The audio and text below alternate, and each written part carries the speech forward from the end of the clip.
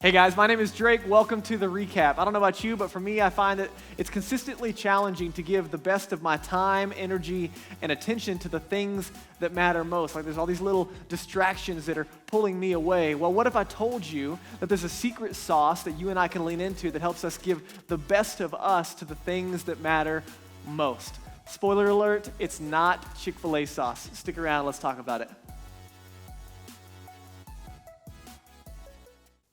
Hey guys, welcome to City Church Online. My name is Drake, and I'm so glad that you're tuning in with us, man. It's such a joy to get to do this every week and to tune in with you on our live stream. So let us know that you're there in the chat as you're tuning in, whether you're on Facebook Live or on our online streaming platform. Hey, why don't you let us know what's your favorite hobby? Maybe specifically in the summer, let us know in the chat, what's your favorite hobby? And as you're interacting there, we want you to know that we're glad that you're here. We love to hear from you, and we are here for you. And so any way that we can serve you, use those buttons that are popping up, use that digital connection card, text the numbers on the screen, whatever format is helpful for you. We're trying to do everything we can to help you get connected and stay connected. And so a couple of things that I want to celebrate. You can stay up to date on all things City Church by checking out all of our social media platforms, Instagram, Facebook, and you can follow here on the handle. And all the updates, a lot of cool things come out on our Instagram on a weekly basis. Also some great stuff that comes out to keep you encouraged.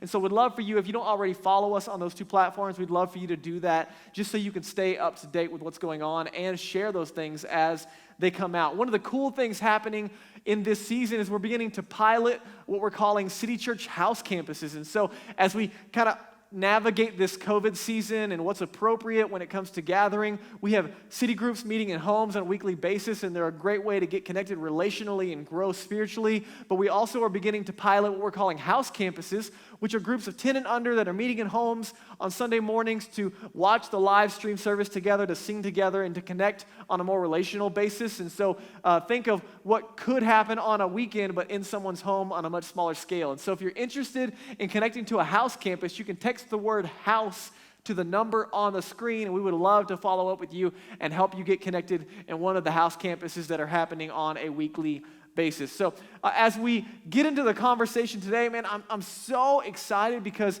we've been in the book of Colossians, and it's been so good that last week I was supposed to cover 10 verses, and I only got through one, and it was awesome, and it was really, really helpful, and I introduced the concept of living in the messy middle. And so I introduced 4 thoughts, if you will, on living in the messy middle. And because of the time crunch that we were in, I was only able to give you one of those 4 thoughts. And so no worries, because we're going to finish the other 9 verses today. And I'm going to move a little quicker than I did last week to help us get through them. But man, they're going to be super, super helpful. So if you weren't tuned in last week, you can go back and check out the initial challenge, the setup, if you will, of what it means to live in the messy middle of loving our neighbors and loving God and kind of living in that tension, especially in light of recent events and everything going on in our nation. And as we just press in and operate this uncomfortable season, there's a messy middle I think we can learn to live in. And the big idea that we sat in last week was this, that suffering is complicated. Everybody say, suffering is complicated. Suffering is it's complicated. So we talked about this tension in this season. There's a lot of suffering happening both on individual levels and as a nation. There's isolation, and there's anxiety, and there's depression, and there's racial tension, and there's economic tension. There's just a lot of things going on right in front of us. And on top of that, you might have a lot of personal things happening that are not on a news feed. And so this is a consistent reality that we walk through. And the question was, how do we walk through it together and grow from it rather than just try to get out of it? And so today we're going to continue to press into that. What I want to introduce is kind of this concept, if you will. I don't know about you, but for me, especially in this season, man, there's a consistent tension since COVID shut everything down and moved everything online. Like everything we do is online, right? So you got Zoom meetings, and you've got digital services, and you've got another Zoom meeting, and you've got a lot of digital things happening, and all of our social media is up. And so if you're like me, there's a lot of things that begin to take away your attention. And one of the challenges is I find that I'm consistently having a hard time giving the best of my attention and my energy and the best of myself to the things that matter most. And so today we're going to talk about the secret sauce, if you will, of reorienting our focus and giving ourselves to the most important things and how we can do that. And spoiler alert, the secret sauce, if you will, has nothing to do with Chick-fil-A sauce, although it probably should. So as we get into it, I'm going to introduce really the second thought of living in the messy middle, and that is to keep it simple. Everybody say, keep it simple. That's a really, really hard thing to do, but we also should recognize how necessary it is. I don't know if you knew this, but the average Westerner, the average American today has an attention span of roughly 7 to 8 seconds. Some of you said, huh? Because you weren't paying attention, okay? So bring it back in. The average American has an attention span of roughly 7 to 8 seconds. Now, the reason that stat is so staggering is because a goldfish has an attention span of 9 seconds. Friends, we are losing to goldfish, okay? And it's only getting worse. And so even right now, right, I mean, you're tuning in on Church Online, and you're in a Zoom meeting, and you're scrolling Facebook, or you're on Instagram, or you're shopping on Amazon, right? Like, man, we are so distracted. And so we're going to focus on keeping it simple today. And so let's just pick up where we left off in verse 25, and we'll kind of get the context as we go into it. And so Paul is writing to this new baby church, and in verse 25 of chapter 1, he just said right before this, what we looked at last week, he said, hey, I'm in prison and I'm suffering for you as a representative of Jesus, as someone who's helping lead the early church. He's in prison for his faith. He's in prison as a follower of Jesus. And so he says it's a joy to be able to represent Jesus in this capacity. And he goes on and he says, God has given me the responsibility of serving his church by proclaiming his entire message to you. Now, pause for just a second. We're walking verse by verse through a letter. This is the intro, and so he's still building a pretty big foundation before he gets into super practical application. And so he says, hey, it's a joy for me that God's given me the opportunity to share the entire message. I think it's unique that he uses the word entire, rather than just like, hey, God has asked me to share this message with you. Why would he use the word entire? I think it's because there's a consistent human challenge, there's a danger, there's a temptation, a proclivity of the human race, if you will, to take what we like and to leave the things that we don't. There's a cultural pressure to take the parts of Jesus that we like, and that's the message he's talking about. We're going to see it in a minute. But there's a pressure to take like the parts that we like and to leave the parts of Jesus that we don't like, or to avoid or to dismiss the parts of Jesus that we don't like. And it doesn't take long. You might say, well, that's not me, and you might be tuning in, you're not a follower of Jesus, and you're like, I don't even know if this matters for me. Well, just think about it for a minute, because even if you're not a follower of Jesus, you've seen someone do this and it be a really, really bad thing, and it really hurt a lot of people, where someone takes a part of Jesus and they claim to represent Jesus or represent God or speak for God or represent the Bible, and they do it to hurt people. It's how people justified slavery in a season using the Bible. I mean, we do it to justify all kinds of actions, and you see people take and leave certain parts, what we like and what we don't like, to validate our actions. It's a consistent problem. And so Paul's going to say, hey, I'm giving you the entire message. Why? Because the message of Jesus is really, really simple, but you still got to take all of it or none of it. And so I don't know where you're tuning in on your spiritual journey. Maybe you're a follower of Jesus. Maybe you've been doing it for a long time. Maybe you're a brand new Jesus follower. Maybe you're on the outside looking in. But I just want to propose today, as we have this conversation, that we're going to be invited to adopt the entire message. Doesn't mean we have to like it all. Doesn't mean we necessarily even agree with it all. But we can't pick and choose the parts of Jesus that we like. Now watch what he goes on. He says, hey, this message was kept secret for centuries and generations past. But now it has been revealed to God's people. Specifically, he's talking about the Jews as he builds this conversation, and we'll see more of that in a minute.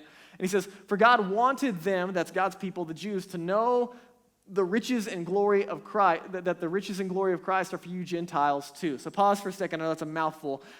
To frame this up, to help you understand, I want you to imagine like a surprise party, okay? Imagine that God is going to throw a surprise party for humanity. And the Gentiles, the Jewish nation and the Jewish people, like for a long time, they were God's people, and it's like they were in the know. Have you ever been to a surprise party where like you were setting up a surprise party for someone else, and then when you get there, you throw the surprise party, but then you also surprise the person that was planning the party for the other person? Have you ever been to one of those parties That's kind of what happened to the Jews, okay? They were like, there was this party that God was putting together, and there was going to be this awesome, thing coming, and it was called, the Messiah and the Christ, and so there was this anticipation of a party coming, and they thought it was just for them, and then what we're going to see is that in the background, God was inviting other people and preparing a surprise party to surprise them with. And so, check this out, it's pretty funny. He says, hey, this message was kept secret for a while, and people were asking, what does it look like? What does it mean to be right with God? And what does it take to be God's people? And what kind of hoops do you have to jump through? And how do we know if he's for us? And it's really cool because he goes on and he says that God wanted God's people to know the riches and glories of Christ. That's maybe a better translation is the glorious riches of Christ. So I want you to think about, what is this present going to be? Who's jumping out of the cake at this surprise party? Well, it's going to be Jesus. And so he's like, hey, God wanted them to know how awesome this gift was through Jesus for you Gentiles too. That's meaning if you're not a Jew, you're a Gentile. So now he's speaking for all humanity. And he says, this is the secret. This is part of the secret party. This is the secret sauce, if you will. This is what was coming out of the cake in the moment when God revealed this incredible plan to the world. And it was Christ living in you. It was Jesus. And Jesus jumps out the cake. And you got to watch. Just imagine for a minute how mind-blowing this is, okay? Jesus shows up on the scene. He says he's the Christ. He's the one that God has sent. He's the anointed one. He's the one that's going to deliver God's people from all the brokenness around them. And what they don't recognize at the time is that he's also going to deliver them from the brokenness inside of them. And in the process, right, the whole time, the Jews thought that the party was for them. And it was. And they were invited. But then all of a sudden, Jesus starts inviting everybody else. And the Jews start to, especially, the religious leaders, they start to get really upset. They're like, whoa. What are you inviting them for? This is not their party. And all of a sudden, they're really upset because he's inviting people that they didn't think deserved to be at the party.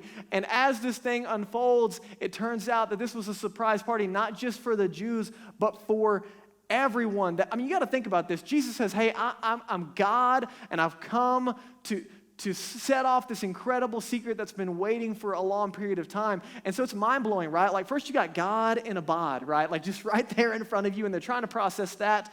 And then Jesus unpacks this incredible secret, if you will, that he came for everyone, not just the Jews. That he lived for everyone, that he was going to die for everyone, that he rose again from the grave for everyone, and that the secret is now that anyone who trusts in Jesus, he lives in them, that everyone who trusts in Jesus, he now lives in them. So it's not just God in a bod, it's not God in front of me, it's not God beside me, it's not God above me, it's not God behind me, but now it's God inside of me. This is mind-blowing, all the access to Jesus, not just beside me, but in me, his heart, his mind, the way he would think, the way he would love, his power, all of it I have access to as a follower of Jesus. And so this is absolutely incredible. And Paul's just trying to unpack it hey, this is a really, really big deal. Now, let me remind you, context, okay? This conversation is being framed up because sometimes life is difficult.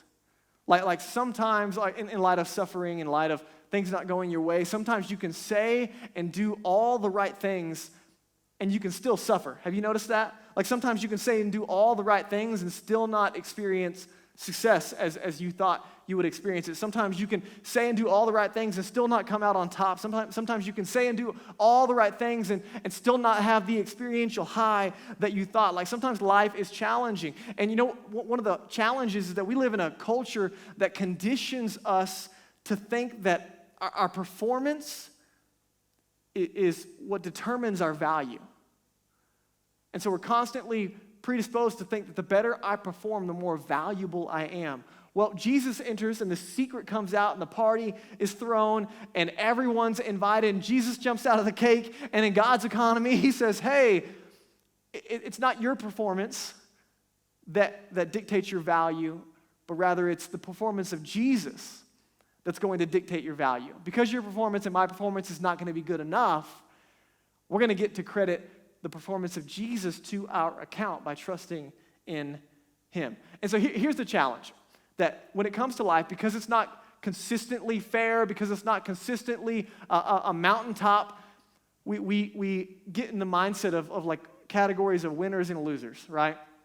And to quote the great theologian Ricky Bobby, if you're not first, you're last.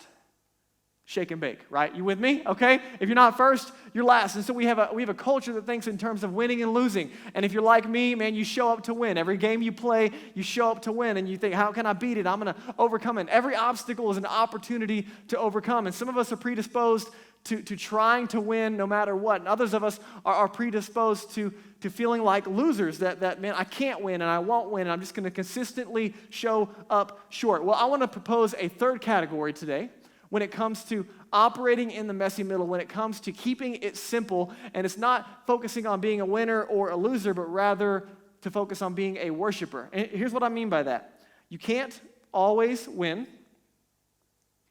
It's going to be on the slides here. You won't always lose, but you can always worship. You can't always win. I won't always lose, but I can always worship. Now, here's what I mean by that. Worship, let me just give you a simple definition. Worship is elevating someone or something to do for me what I can't do for myself. What that means is I'm giving all of my attention, all of my energy, all of my resources, all of my focus, all of my affection to someone or something in hopes that I'm going to come out on the other side full and satisfied and at peace and content.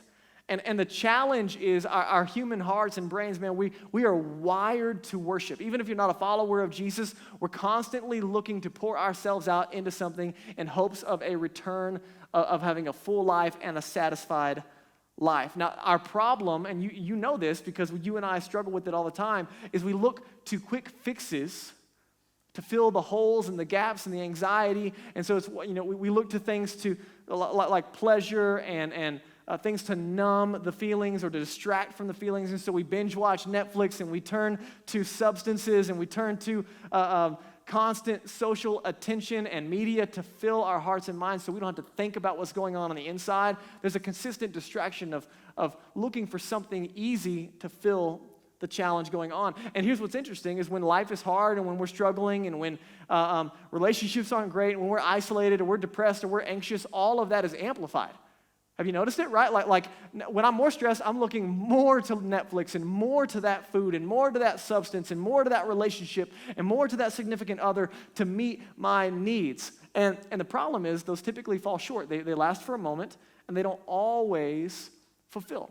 And so Paul is saying, hey, just a reminder, like when life is hard, the simple answer, just a reminder, the best news that God kept for a secret that he was planning to surprise all of humanity with was not just Jesus, but ultimately Jesus in you. Like everything you need. So here's what that means. When I choose to be a worshiper, instead of focusing on winning or being mad about losing, when I choose to be a worshiper, all that means is I'm just putting everything down and saying, all right, Jesus, I'm looking to you.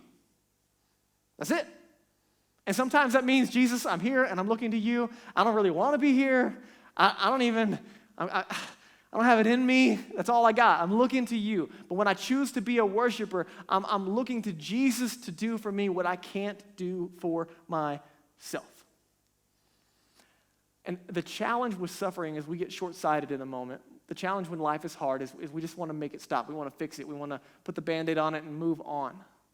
But he goes on, I think it's in the last verse right here. He ends this verse by saying that Jesus being in you, it gives you assurance of sharing his glory.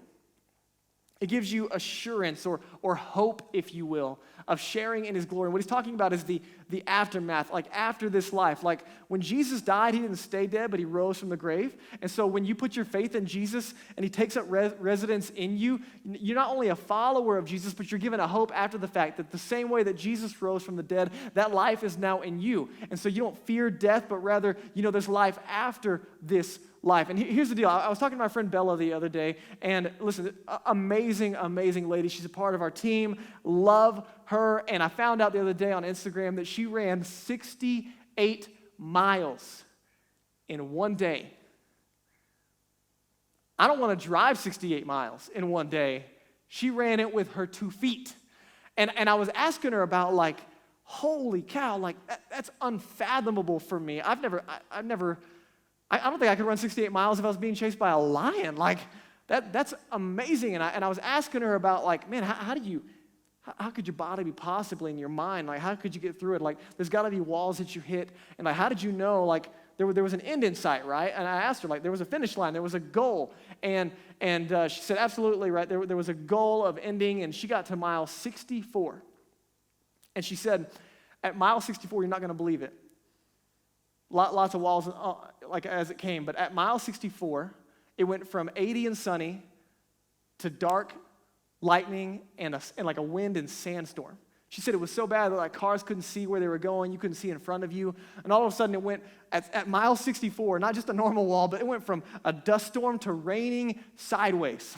Okay? On this 68-mile run, at mile 64, she's 4 miles from the finish line, and it's raining sideways to where they can't see in front of them. She's got a friend on a bike next to her, and they're just trying to get to the finish line. And so they had to take cover so they could know where they were going and not get lost.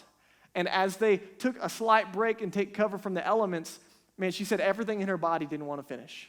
So she was so done. She was hungry, exhausted, and tired, and hurt her knee, and there's all kinds of things going on. And I was like, oh, this is amazing. I said, what made you keep going? She's like, my friends reminded me that there was a finish line. My friends reminded me that there was somewhere that we were going. Like we didn't start out to run 64 miles. We started out to beat this thing, to complete the entire race.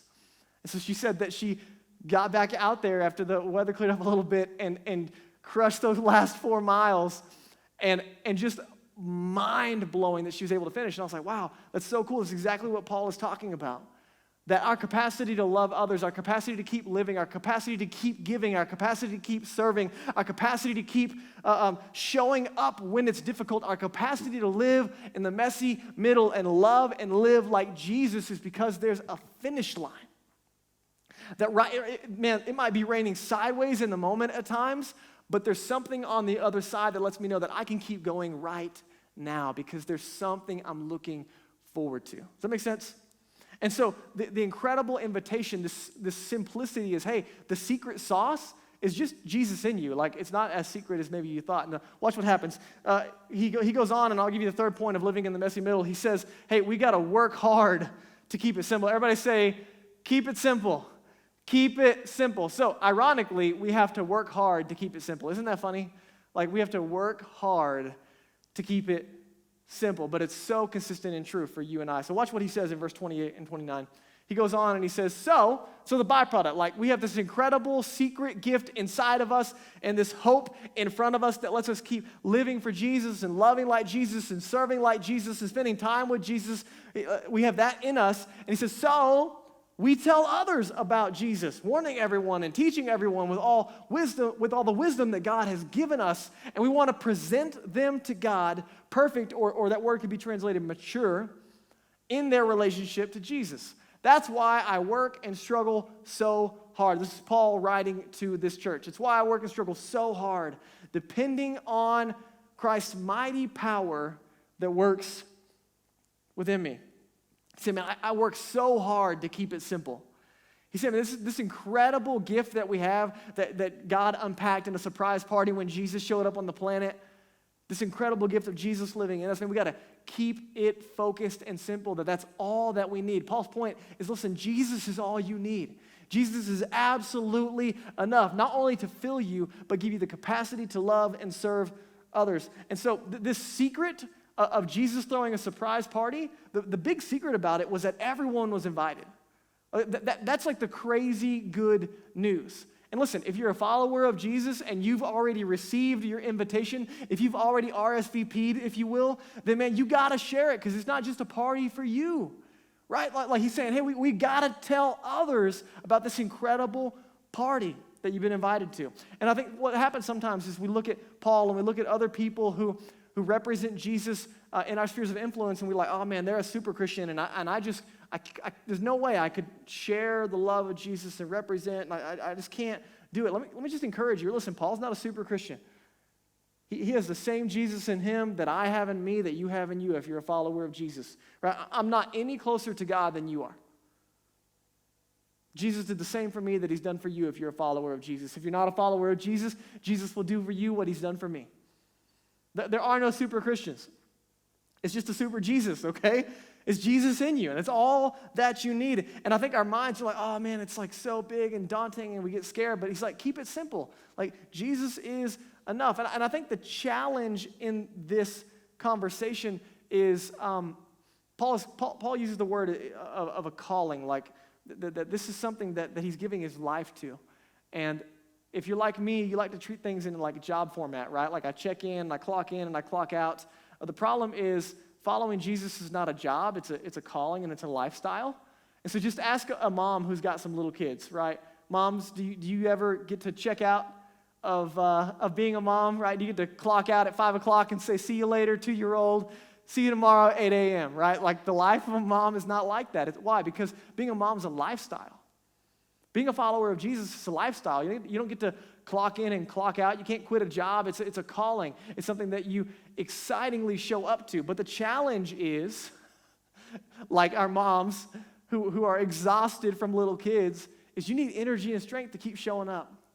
You need energy and strength to keep loving and serving those around you. It takes energy and strength to give sometimes what you feel like you don't have. And so Paul is having the conversation of, man, we're working hard to help others grow and mature in their relationship with Jesus. But you and I, man, we know this, even though we don't always operate out of it. We can't give what we don't have. Are you with me? And so Paul is reminding us that we have this relationship with Jesus that fills us up and overflows into our relationships around us. And so just to remind you, just so that we're on the same page, here at City Church, if you're a part of this family, I just want to bring us back to the DNA of who we are. Our mission is to help people find their way to God from where they are. Our mission is Jesus' mission. It's not complicated. Jesus came to us.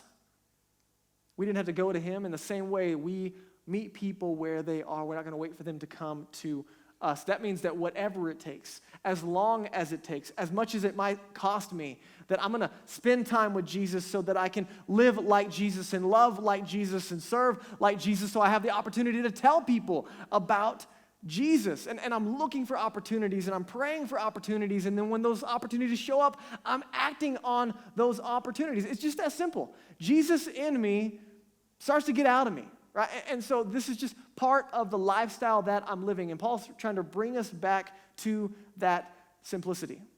And the challenge, guys, is that we get intimidated and distracted from giving ourselves to the best things in front of us. And Jesus pointed out, he said, listen, the only things that you guys need to focus on are loving God and loving people. That's it. Everything else is taken care of when we love God and love people. And so in this season, I have people asking me, I got a phone call this week of like, hey, when is City Church opening back up? And what does that look like? And it was a well-intended phone call, but they were kind of shocked because we were like, hey, we don't know yet, like when we're allowed to open back up and when it's going to be good for our community and good for our city. And safety is still our primary concern, and taking care of the people that are most vulnerable. I mean, man, we want to make sure that we're consistently taking care of people. And they were like, wow, really? Like these other churches already opened up. And they didn't represent our culture, and so I understand the questions, but I just want to bring you back to like the conversation in front of us, that we're married to our mission, not our model. Jesus didn't just call us to start a church. He definitely didn't just call us to start a weekend service, but he called us to reach a city. And so we're constantly evaluating the way that we love and serve others and the decisions that we make and the focus that we have based on the mission and the lifestyle that we're called to. And so we're not just asking the question, are we ready to get back together? We're asking the question, what's better for our community? And what helps us accomplish our mission? And what's the perceived outcome on the other side? Like, does it look like, oh, we're ready to get together because we just care about ourselves and we have a budget to meet? Or do we care about the health and the well-being of those around us? Now, for the record, I'm just helping you understand like how we process things. We're running it through the filter of mission, and we're running it through the filter of what Jesus has in front of us. But, man, I just want to take a side note and say, man, if you call City Church your home and you're a part of this family, thank you. Like, oh my goodness, thank you. Paul's saying he works so hard to help these people grow in their relationship with Jesus. And I want you to know myself and our team, man, we work hard to help you grow. And we are so committed to you, but I want you to know you make it so easy. Man, we love serving you. We love leading you. We love being a part of this family. Why? Because you're selfless and you get it and you care and you're willing to sacrifice your own comfort for the greater care of our community. You patiently allow myself and the other leaders on this team to process and navigate a season that, for the record, no one else in the history of humanity has ever had to do, right? So you're crazy gracious as we walk through these things, and you're kind and you're understanding, and man, we just want to say thank you for that. Thank you for that. Can you put your hands together on a little chat? Thank you, man. You guys are a pleasure to serve and lead. Now, here's what I want to help us wrap up with and really land on is you know what's amazing is even while we're disconnected, I want you to know my heart longs to see you face to face, to check in on your soul and to know how you're doing. But here's what's amazing. Because of Jesus in you, and here's the simple part that Paul is pointing out, in this season, you can stay connected online. You can engage in a city group and continue to have relationships there, and you can continue to live on mission where you are. Right? We're no less the church when we're scattered as when we're gathered. We're the church no matter where we are. And so we prioritize gatherings. We love gatherings. We know they're crazy important for missional alignment and care and connection and growth, but we're also able to adjust to continue to serve our community and be a part of what Jesus is doing in the world around us. And so that's where we lead to our last point, and that is this, that it's all about Jesus. Everybody say it with me. It's all about Jesus. Paul is, he's hammering this, guys. Keep it simple. Work hard to keep it simple. What are we focusing on? It's just Jesus. It's Jesus in you, and that's enough to do everything that Jesus wants to do through you. And so he hammers it home in the last 5 verses of chapter 2. In the first 5 verses of chapter 2.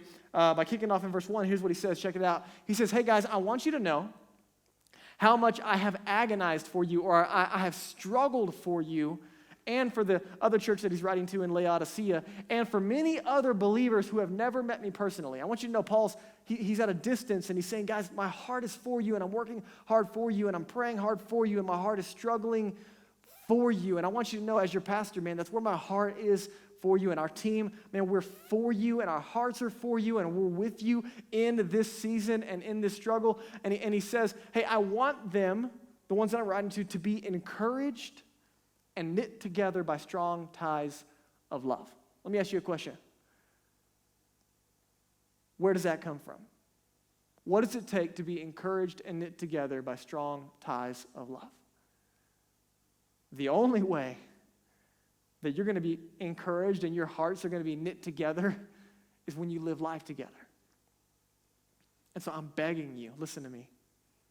I am begging you to stay plugged into a city group if you're already in one and prioritize that community.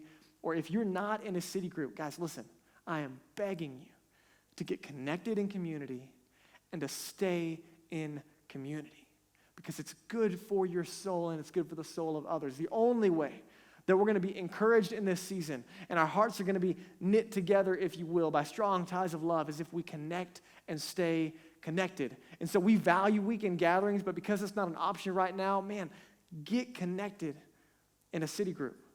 They meet throughout the week, and they're to serve you.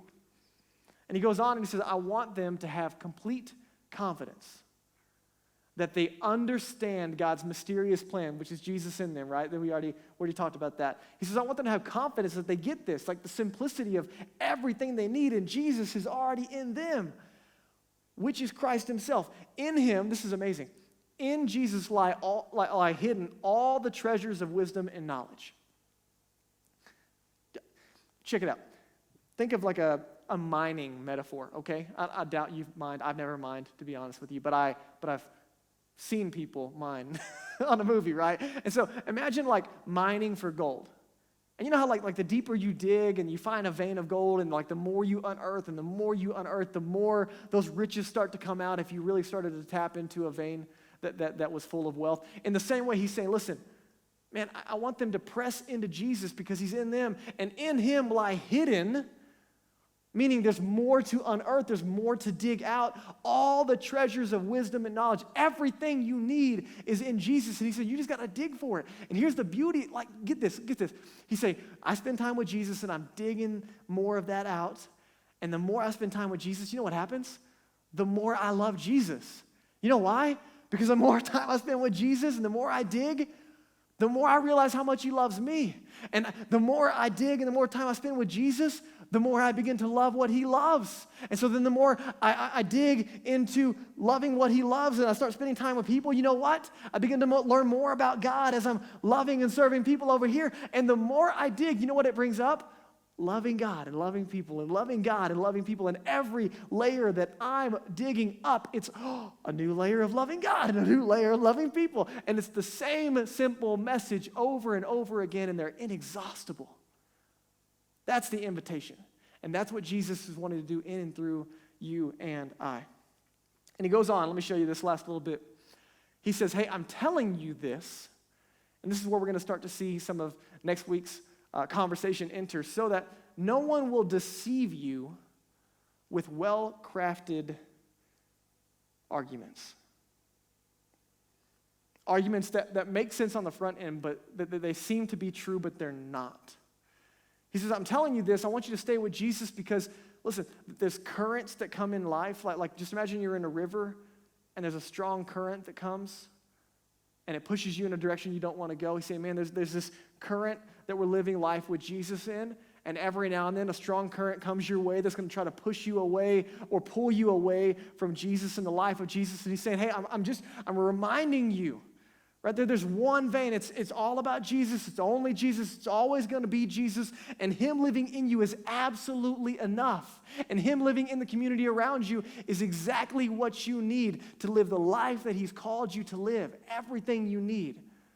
And so he says, hey, don't be deceived. The way you do that is by pressing into Jesus and other people. For though I'm far away from you, my heart is with you. Guys, listen, my heart is with you. And I'm praying for you. And I rejoice that you are living as you should and that your faith in Christ is strong. Can I just say how grateful I am for you? That with confidence, I hear incredible stories of the family at City Church living on mission and loving and serving well and giving sacrificially and making a difference in the world around them. You're a joy to lead. You're a joy to lead, so thank you. So here's the question. How do we continue to mature and grow? How do we stay focused? How do we keep it simple? I'm going to give you 3 questions to reflect on. Or rather, 3 action steps, and I'll ask the questions. The first one is listen to God's voice. Like if I'm going to continue to grow and press into Jesus in me, working through me, man, I got to listen to God's voice. And in an age of distraction and when lots of things are happening, sometimes my ears get deaf to God's voice because of the amount of distraction and noise around me. So I got to prioritize my God time, and I got to press in, and I got to ask my question, like, how's my learning going? How's my relationship with Jesus going, and am I listening? The second thing, if I want to grow, is that I got to pray for discernment. I got to pray for discernment. Like, listen, healthy discernment is a challenge, and so you got to ask God to help you interpret what you're seeing in front of you. Newsflash, not everything that you read or see on the internet is true, just for the record. And so when it comes to loving and serving well, it requires discernment. Jesus, tell me your heart. Help me to understand how you would respond. Help me to understand where you would show up in love. And as Daniel comes up and we close out, I want you to process what you're learning with someone. Process what you're learning with someone. Do you have healthy relationships? Right? Like who are you processing and learning what God is doing in your life with? Like who are you with? Who's keeping you accountable? Who's checking on your soul? And you can't do this together. You can't grow alone. You can't mature alone. You got to have other people in the game with you. So Jesus in you is enough. Jesus in you is absolutely enough. But Jesus in you is going to drive you toward community, not away from it. And so I don't know where you're tuning in. I don't know where you are on your spiritual journey. I realize, like, as we walk through this, there's a lot of pieces that might be heavy on your heart. And so can I just ask you to reflect for a moment? Like before we do anything else, can I just ask a question? Like, man, do you know? Like, is Jesus in you? It's not a feeling you got to look for. It's not a list of do's and don'ts that you got to follow. It's simply a moment in time where you have made a decision to put your faith, or a better way maybe to help you understand it is to simply trust in Jesus, that he was who he said he was, that he did what he said he was going to do. And that by trusting in him, not only will he save you and set you free, but he'll make you right with God and change you from the inside out.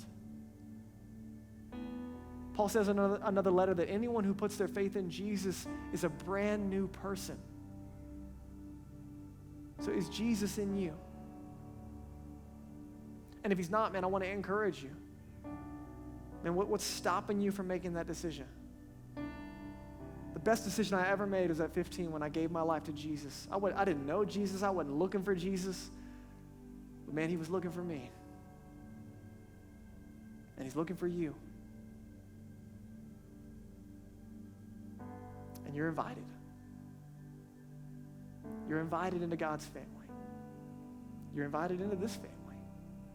And maybe you're a follower of Jesus and you're tuning in and you've been wrestling through the age of distraction and you've been wrestling through this difficult season, and maybe you've relationally distanced yourself. Maybe you've devalued community for a season. Can I encourage you to elevate the value of community in your life? Would you make it a purpose this week to get connected to a city group, or to reconnect if you haven't been? Or maybe you're on the outside and you haven't connected to community. Man, would you use the connection card and text the word new to the number on the screen? And would you say, man, I want to get connected in community and stay connected? Man, wherever you are, we're here to serve you. We love you and want to walk with you in this season. If you made a decision to follow Jesus for the first time, or you want to know more about what that means, you can also text the word follow to the same number on the screen.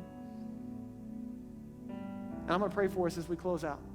God, thank you so much for the incredible surprise that was Jesus. Thank you for this incredible gift of not just Jesus in our place for our sins, but then Jesus in us. Man, will we keep it simple? Will we not let it be cliche, but will we press in and wake up every morning and say, all right, Jesus, I'm looking to you. I'm looking to you. Help me to learn. Help me to grow. Help me to listen.